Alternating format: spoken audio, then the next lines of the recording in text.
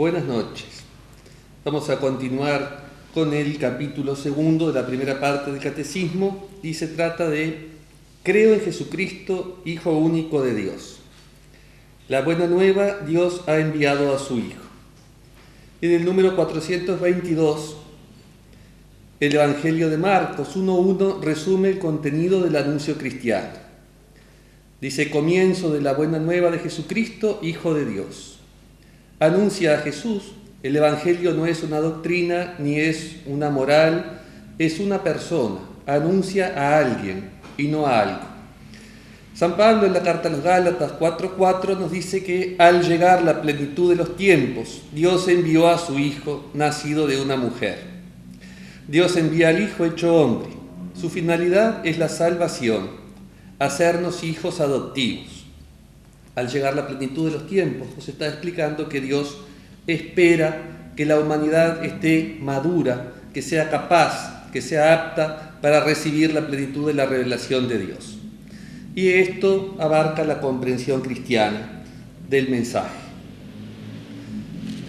El número 423, la fe cristiana es una fe histórica. Nosotros creemos y confesamos que Jesús de Nazaret, nacido judío de una hija de Israel en Belén en el tiempo del rey Herodes el Grande y del emperador César Augusto, de oficio carpintero, muerto crucificado en Jerusalén bajo el procurador Poncio Pilato durante el reinado del emperador Tiberio, es el Hijo eterno de Dios hecho hombre. Como decía, la fe cristiana es histórica. Este numeral ubica en el tiempo y en la historia. Habla de alguien que vivió en una realidad histórica, por lo tanto es comprobable que existió.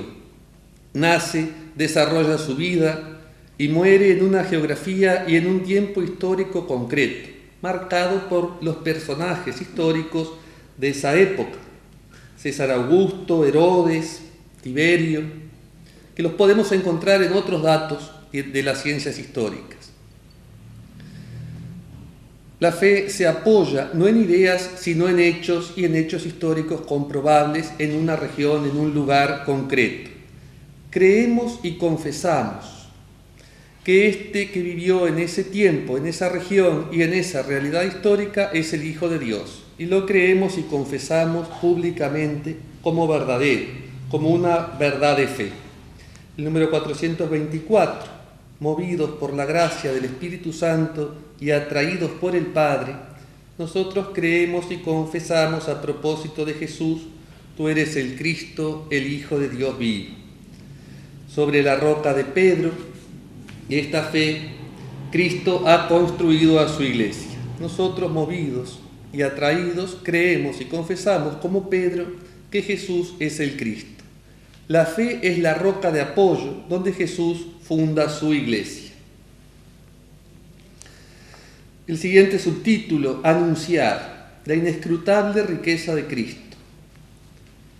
La transmisión de la fe cristiana es ante todo el anuncio de Jesucristo para llevar a la fe en Él. Desde el principio, los primeros discípulos ardieron en deseos de anunciar a Cristo. No podemos nosotros dejar de hablar de lo que hemos visto y oído. La transmisión de la fe lleva a transmitir quién es Jesús. En una nueva evangelización actual, el primer anuncio es siempre sobre Jesús, sobre la persona de Jesús. El querigma es quién es Jesús y qué hizo por nosotros.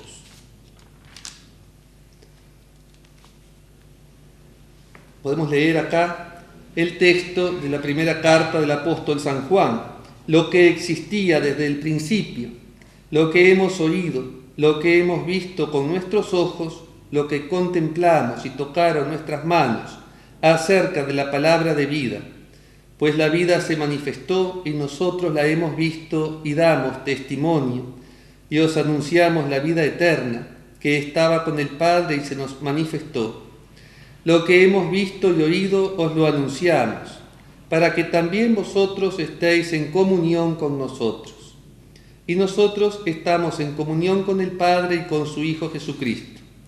Os escribimos esto para que vuestro gozo sea completo. Esta es la explicación de la transmisión de la fe y de que lo que vamos descubriendo de Jesús se comparta con todos. El siguiente subtítulo, en el centro de la catequesis, Cristo, número 426. La catequesis es el desarrollo de ese anuncio de la persona de Jesús. Tiene que hablar siempre de Él y referir a Él. La persona de Cristo engloba toda la moral como conducta guiada por la fe, la liturgia y la oración. Lleva a vivir en comunión con Él. Este es el centro, desarrollo y finalidad de la catequesis. El número 427 nos dice que en la catequesis lo que se enseña es a Cristo. Está fundada sobre enseñar sobre una persona, el Verbo encarnado e Hijo de Dios, y todo lo demás en referencia a Él. El único que enseña es Cristo, y cualquier otro lo hace en la medida en que es portavoz suyo, permitiendo que Cristo enseñe por su boca. Todo catequista debería poder aplicarse a sí mismo la misteriosa palabra de Jesús. Mi doctrina no es mía, sino del que me ha enviado. Se enseña a Cristo y en referencia a Él, el catequista debe llevar a Cristo y ser boca de Cristo. Debe ser el anuncio del catequista al comunicar la fe. En el número 428 sigue hablando también de la vocación del catequista. El que está llamado a enseñar a Cristo debe, por tanto, ante todo, buscar esta ganancia sublime que es el conocimiento de Cristo. Es necesario aceptar, perder todas las cosas para ganar a Cristo y ser hallado en Él y conocerle a Él. Referido a la vocación del catequista, este número habla de que se debe conocer a Cristo en todas sus formas para poder darlo a los demás, profundizar en el conocimiento de Cristo, porque nadie puede hablar o enseñar lo que no conoce. También es un proceso de conversión continua hacia Él. Lo que vamos descubriendo lo vamos primero viviendo, celebrando y después lo vamos compartiendo, enseñando. Número 429. De este conocimiento amoroso de Cristo es de donde brota el deseo de anunciarlo, de evangelizar y de llevar a otros al sí de la fe en Jesucristo. Y al mismo tiempo se hace sentir la necesidad de conocer siempre mejor esta fe. Con este fin, siguiendo el orden del símbolo de la fe, presentaremos en primer lugar los principales títulos de Jesús. Esta tarea de llevar a Cristo a otros pide conocimiento y pide amor. El conocimiento nos da el contenido y el amor nos lleva a la conversión. Se presenta, como decía en este número, el orden de los títulos con que vamos a ir conociendo a Jesús. En el orden en el que están, es en el orden en que iremos desarrollando la presentación. Primero de los títulos, Cristo, Hijo de Dios y Señor, artículo 2. El símbolo de la fe confiesa a continuación los principales misterios de la vida de Cristo, los de su encarnación, en el artículo 3, los de su pasión, los de su Pascua, en el artículo 4 y 5, y por último los de su glorificación, artículos 6 y 7. En el artículo 2, el credo nos dice: en Jesucristo, su único Hijo, nuestro Señor. El número 1, el primer nombre, es Jesús. En el número 430, el nombre Jesús ya existía y significa Dios salva. Ya era un nombre en aquel tiempo usado. Significa Dios salva. En el caso de Jesús, este nombre alcanza su plenitud porque Él es Dios y salva. El nombre indica quién es y a qué viene. Su obra, Dios que viene a salvarnos del pecado y de la muerte, que es el mal propio del hombre, de la naturaleza humana. El nombre de Jesús es impuesto, es dado por el ángel, en orden. En Lucas 1:31 tenemos la imposición del nombre a María la Virgen en la Anunciación. El ángel le dice: vas a quedar embarazada y darás a luz un hijo al que pondrás el nombre de Jesús. Después de esto, Mateo 1:21 nos cuenta la imposición del nombre a José. en aquel sueño donde el ángel le dice que no deje a María, que el niño es obra del Espíritu Santo. El ángel le dice a José: ella dará a luz un hijo al que pondrás el nombre de Jesús, porque él salvará a su pueblo de sus pecados. El número 431 es un pasaje que prefigura la obra de Cristo. Dice: en la historia de la salvación, Dios no se ha contentado con librar a Israel de la casa de servidumbre, haciéndole salir de Egipto. Él lo salva además de su pecado, puesto que el pecado es siempre una ofensa hecha a Dios. Solo Él es quien puede absolverlo. Por eso es por lo que Israel, tomando cada vez más conciencia de la universalidad del pecado, ya no podrá buscar la salvación más que en la invocación del nombre de Dios Redentor. Número 432. El propio nombre de Dios está presente en el Hijo, en su nombre. El nombre de Jesús significa que el nombre mismo de Dios está presente en la persona de su Hijo, hecho hombre para la redención universal y definitiva de los pecados. Es el nombre divino, el único que trae la salvación, y de ahora en adelante puede ser invocado por todos, porque se ha unido a todos los hombres por la encarnación. El propio nombre de Dios, como decía, está presente en el Hijo. El Emanuel, según el profeta Isaías, indica también en ese nombre la presencia de Dios en su pueblo, entre su pueblo. Desde Jesús se puede invocar el nombre de Dios, y esto es ponerse en sus manos, confiar en el que es Dios, que está con nosotros y que salva. El número 433 nos habla de la teología del nombre. El nombre de Dios Salvador era invocado una sola vez al año por el sumo sacerdote para la expiación de los pecados. En el culto de Israel nunca decían el nombre de Dios, representado por el tetragrama sagrado. Lo sustituían por la palabra Adonai, Señor en hebreo significa esta palabra.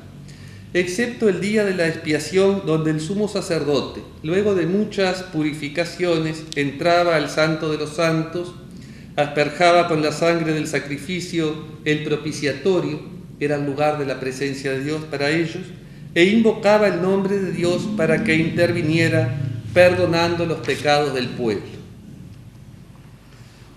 El número 434 prueba que la resurrección de Jesús glorifica el nombre de Dios. Ese nombre es el que salva y también se vuelve el nombre eterno.